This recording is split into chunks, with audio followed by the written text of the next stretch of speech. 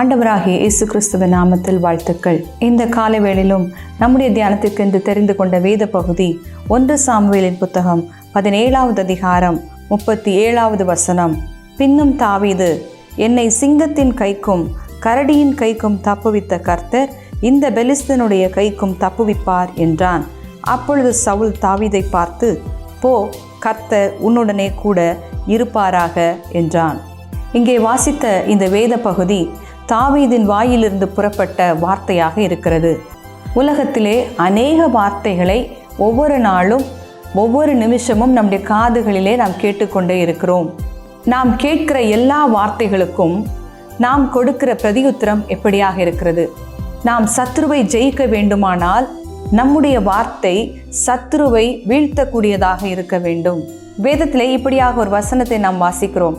மரணமும் ஜீவனும் நாவின் அதிகாரத்தில் இருக்கிறது என்று சொல்லப்பட்டிருக்கிறது. நம்முடைய வாழ்க்கையிலே கூட வெற்றியும் தோல்வியும் நம்முடைய நாவின் அதிகாரத்தில் இருக்கிறது. இங்கே அதற்கு ஒரு நல்ல உதாரணம் கோலியாத், தாவீது.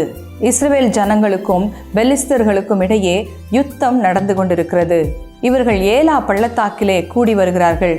பெலிஸ்தர்கள் பள்ளத்தாக்கின் ஒரு பகுதியிலும் இஸ்ரவேல் ஜனங்கள் பள்ளத்தாக்கின் மற்றொரு பகுதியிலும் ஆயத்தமாக நின்று கொண்டிருக்கிறார்கள். இந்த சூழ்நிலையை நாம் எப்படி பார்க்க வேண்டும் என்று சொன்னால், தேவனை விசுவாசிக்கிற ஜனத்திற்கும் தேவனை விசுவாசியாத ஜனத்திற்கும் இடையே இருக்கிறதான யுத்தம் என்று சொல்லிதான் நாம் பார்க்க வேண்டும். இந்த யுத்தத்தின் நடுவிலே கோலியாத் வந்து தேவனுடைய ஜனத்துக்கு முன்பாக சில வார்த்தைகளை அவன் பேசுகிறான். உங்களில் யாராகிலும் ஒருவன் என்னோடு யுத்தம் செய்வதற்கு சமர்த்தனாய் இருப்பான் என்று சொன்னால் அவன் என்னை நோக்கி யுத்தம் செய்ய வரட்டும். நான் அவனை ஜெயித்தால் நீங்கள் எனக்கு அடிமைகளாக இருக்க வேண்டும்.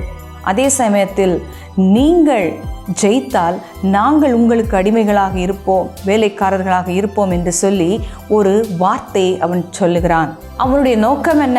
இஸ்ரவேல் ஜனத்தை அழிக்க வேண்டும், இல்லாவிட்டால் அவர்களை தனக்கு கீழே அடிமைகளாக்கி கொள்ள வேண்டும் என்பதுதான் எதிராளியாகிய அந்த கோலியாத் சொன்ன வார்த்தையினுடைய பின்னணியாக இருக்கிறது. அதே சமயத்திலே இந்த வார்த்தையை கேட்ட இஸ்ரவேலர்கள் அனைவரும், கிட்டத்தட்ட எல்லாருமே நடுங்கினார்கள், கலங்கினார்கள்.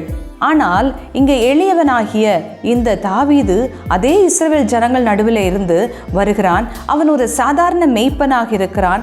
ஆனால் தேவனோடு எப்பொழுதும் உறவாடுகிற ஒரு மனிதனாக அவன் இருந்தான். இதே வார்த்தையை தாவீது கேட்டபொழுது அவனுடைய பிரதியுத்தரம் என்ன?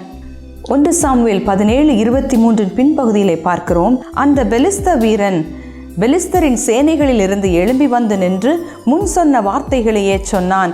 அதை தாவீது கேட்டான். இஸ்ரவேலர் எல்லாரும் அந்த மனுஷனை காணும்போது மிகவும் பயப்பட்டு அவன் முகத்துக்கு விலகி ஓடி போவார்கள்.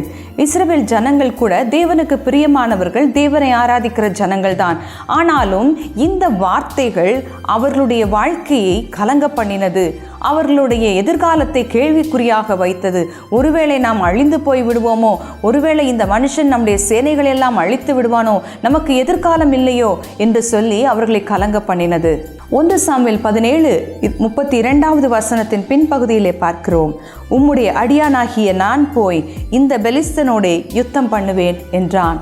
தாவீதனுடைய வாயிலிருந்து வந்த வார்த்தை எப்படியெல்லாம் தன்னுடைய நாட்களை, தன்னுடைய கடந்த காலத்தில் எல்லாம் அவன் எப்படி சத்துருவை எதிர்த்தான், எப்படி சிங்கத்தை ஜெயித்தான், எப்படி கரடியை ஜெயித்தான், எப்படி தனக்கு விரோதமாக வந்த எதிரிகளை எல்லாம் ஜெயித்தான் என்று சொல்லி தாவீது தன்னுடைய வாயிலிருந்து தேவன் செய்த மகத்துவத்தை மட்டுமே அறிக்கை செய்து கொண்டிருந்தான்.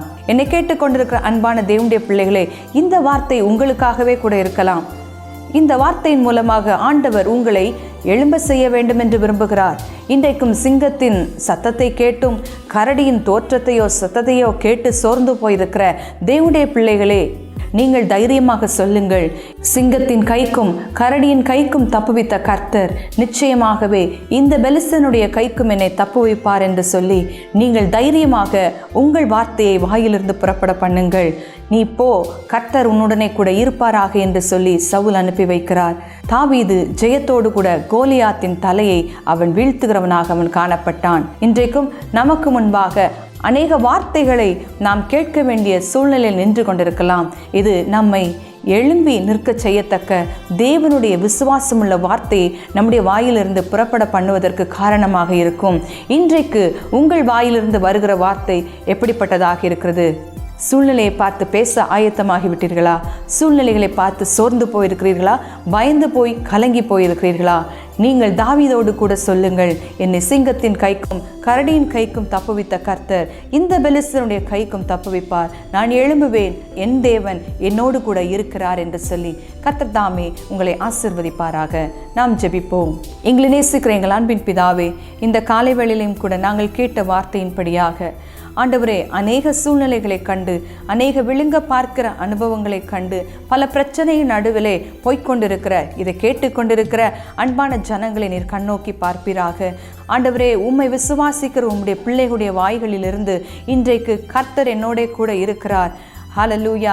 மனுஷன் எனக்கு என்ன செய்வான்? சிங்கத்தின் கைக்கும் கரடியின் கைக்கும் இதுவரையிலும் தப்புவித்த கர்த்தர் இன்றைக்கு இந்த பெலிஸ்தனுடைய கைக்கும் என்னை தப்புவிப்பார் என்று சொல்லி சூழ்நிலைகளை மேற்கொள்ள, பிரச்சனைகளை மேற்கொள்ள, பொல்லாப்பை மேற்கொள்ள, அவமானத்தை தாண்டி செல்ல ஒவ்வொருவருக்கும் கிருபை தருவீராக. உமக்கே சகல துதி கன மகிமையாவும் ஏறெடுக்கிறோம். மீட்பர் இயேசுவின் நாமத்தில் கேட்கிறோம் ஜீவனுள்ள நல்ல பிதாவே, ஆமென். சமாதானமும் பிரியமும் உண்டாகட்டும்.